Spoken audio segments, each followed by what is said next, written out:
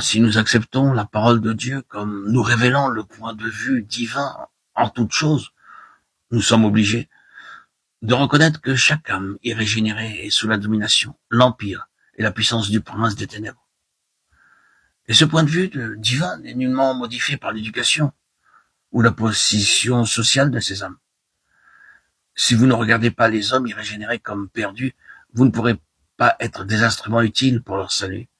Vous ne vous en inquiéterez pas beaucoup et vous ferez même l'œuvre du prince de l'air en christianisant l'extérieur de ces âmes, ce qui les empêchera de voir la réalité de leur état. Paul descend des hauteurs de cette glorieuse vision pour faire une description rapide de la sphère humaine. Puis il y remonte disant, lorsque nous étions morts, il nous a vivifiés ensemble avec Christ. Il nous a ressuscités ensemble et nous a fait asseoir ensemble dans les lieux célestes en Jésus-Christ. Éphésiens 2, 5, 6. Pouvons-nous avoir un tableau plus complet du péché, de Satan, de Christ et de notre position vis-à-vis de chacun que celui-ci?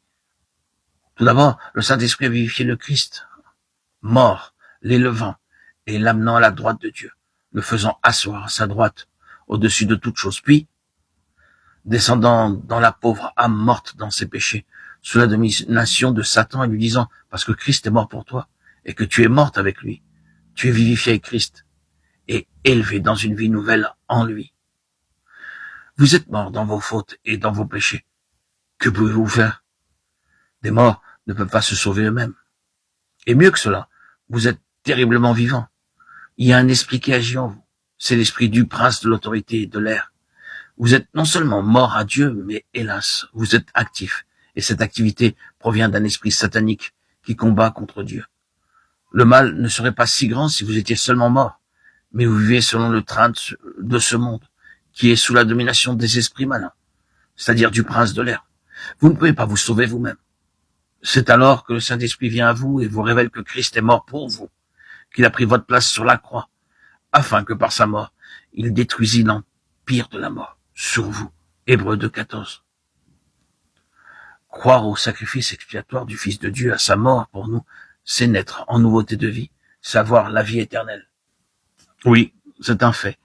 Croire au sacrifice expiatoire du Fils de Dieu à sa mort pour nous, c'est naître en nouveauté de vie.